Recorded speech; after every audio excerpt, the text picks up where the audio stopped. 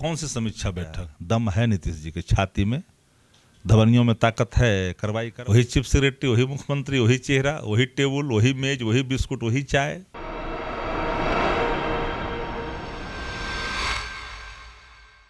नमस्कार, आप देख रहे हैं DTV भारत और मैं हूं आपके साथ सृष्टि श्रीवास्तव। बिहार में शराबबंदी पर राजनीति काफी लंबे समय से चली आ रही है। हर बार कहा जाता है कि कार्रवाई होगी, कुछ नया निकलकर सामने आएगा, लेकिन फिर वही बात हो जाती है। इस वक्त हम राजद कार्यालय में हैं और हमारे साथ राजद के प्रवक्ता शक्ति सिंह यादव हैं। इनसे बातचीत होगी। सर, मेरा सबसे पहला सवाल यही रहेगा कि भाजपा में जो मंत्री है, बीजेपी मंत्री नितिन नवीन का कहना है कि कल समीक्षा बैठक होगी। इस पर क्या कहना है कि क्या निकलकर सामने आ सकता है? कोई नया कानून, फिर से कोई शराबबंदी पर आएगा? कौन सी समीक्षा बैठक? 5 साल से कर रहे हैं समीक्षा बैठक। वही चीफ सेक्रेटरी, वही मुख्यमंत्री, वही चेहरा, वही टेबल, वही मेज, वही बिस्कुट, वही चाय। कौन सी समीक्षा बैठक? अब समीक्षा की समीक्षा होनी चाहिए। ये बिच्छा बैठक होती है। जितनी बार समीक्षा बैठक शराब की होती, उतना ही बड़ी मात्रा में शराब की आपूर्ति बिहार में तेज कर दी जाती है। शासन अवैध शराब के कारोबार का संरक्षक बन गया है। जदयू के लिए पैरेलल इकोनॉमी है। अपने पार्टी को सशक्त किया आर्थिक रूप से शराबबंदी के नाम पे। इनके मंत्री, इनके चहेते लोग शराब की खेपों को पार करवाते हैं शासन से मिलकर के। शराबबंदी कैसे सफल होगी? बिहार में जेलों की क्षमता क्या है? 45,000 जहाँ क्षमता है, वह 3 लाख वहाँ पकड़ रहे हैं पीने वाले को। सारे कारोबारी जिन पर केस है, बड़े बड़े मुकदमे हैं, उनको आप अपना घर के ड्योढ़ी पर बैठाते हैं। तो सवाल उठता है कि शराबबंदी कानून लागू कैसे होगा बिहार के अंदर में? एक कानून दम तोड़ता दिखाई पड़ रहा, अभिशाप बन गया है। जो हमारा ह्यूमन रिसोर्स का पहला जो पड़ाव है युवा, वो भटकाव का रास्ता अख्तियार किया है। कई मादक पदार्थों के लत लग चुके हैं लोगों को। हर गुमटी पर जाइएगा, आपको मिल जाएगा, ड्रग्स मिल जाएगा, गांजा मिल जाएगा, बोनफिक्स लोग पीने लगे हैं। कहाँ जा रहा है युवा? शराबबंदी कानून दम तोड़ चुका है बिहार के अंदर में, अभिशाप हो गया है।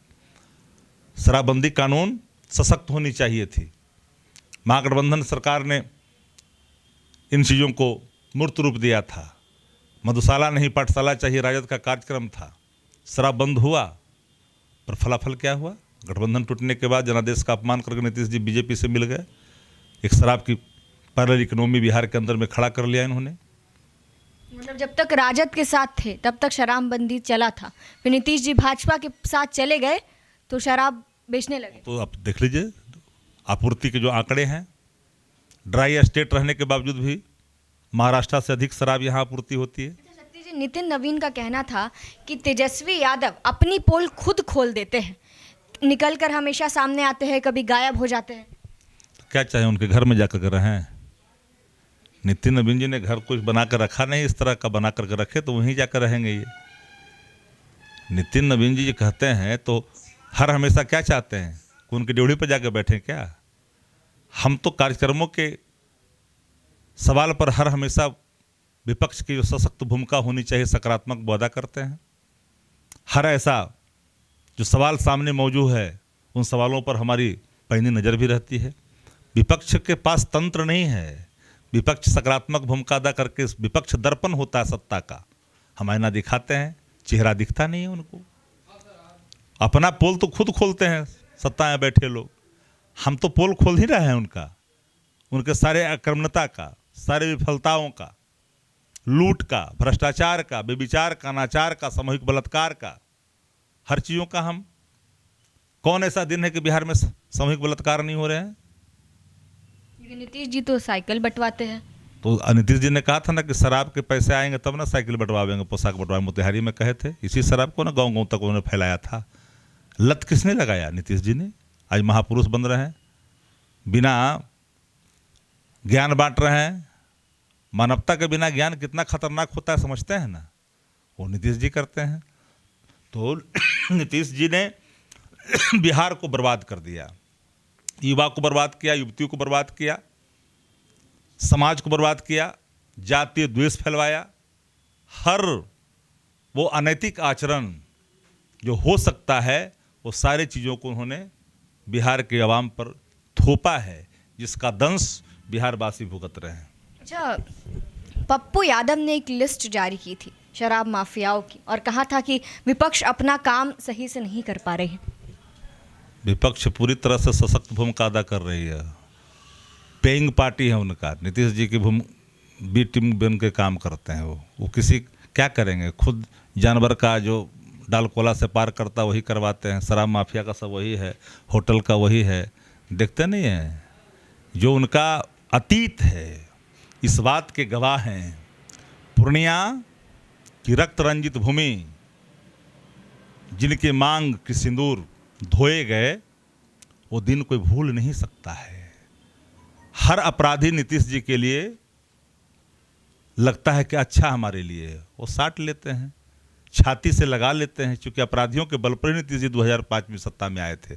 जितने बिहार के नामी ग्रामी जिनके ऊपर बड़े बड़े अपराध थे करने का, वो सब उनके साथ थे। हाथ सष्टांग होकर के जोड़ रहे थे। उनसे हट गए तो अपराधी हो गए, उनमें सट गए तो महात्मा गांधी हो गए। अच्छा, राजद की तरफ से ये कहा गया था कि जो शराबबंदी कानून लागू करवाने की बात कही गई थी वो लालू प्रसाद यादव और तेजस्वी यादव के द्वारा कही गई थी नीतीश कुमार को, तब नीतीश कुमार ने इस पर हामी भरी। निश्चित तौर पर तो कह रहे हैं ना कि मधुशाला नहीं पाठशाला चाहिए, हमारे कार्यक्रम के हिस्से थे। उसी आलोक में शराबबंदी हुई थी। शराबबंदी जो दम तोड़ रहा है भाजपा के जाने के बाद, भाजपा के मंत्री पकड़ाए ना, कार्रवाई हुई क्या? दम है नीतीश जी के छाती में, धमनियों में ताकत है, कार्रवाई कर पाए क्या? मंत्री का भाई के घर में पकड़ाया था ना, स्कूल में शराब बंद हुआ, कोई रहता था दूसरा कोई? आंकड़े जो जारी कर रहे हैं कौन है? पांडे कौन है गोपालगंज का? साहा कौन जो थाना के पीछे, जिस पर दर्जनों केस है शराब के मामले में? आप पकड़ते हैं पीने वाले को, गरीब हवा सबको। अरे आपूर्तिकर्ता को ना पकड़िए, उसके साथ तो फोटो खिंचाते हैं आप। बताने की ज़रूरत है। ज्ञान जो बांटते हैं तो कम से कम नैतिकता के आधार पर ज्ञान बांटिए। अनैतिक ज्ञान समाज के लिए घातक होता है। तो चलिए, ये थे हमारे साथ शक्ति सिंह यादव। जैसा कि हमने आपको बताया कि कल समीक्षा बैठक होने वाली है, तो कल का इंतजार सबको है कि इस बार नीतीश जी कौन सा नया फैसला लेते हैं शराबबंदी को लेकर। आप देख रहे थे DTV भारत, कैमरामैन विकास के साथ मैं सृष्टि श्रीवास्तव। धन्यवाद।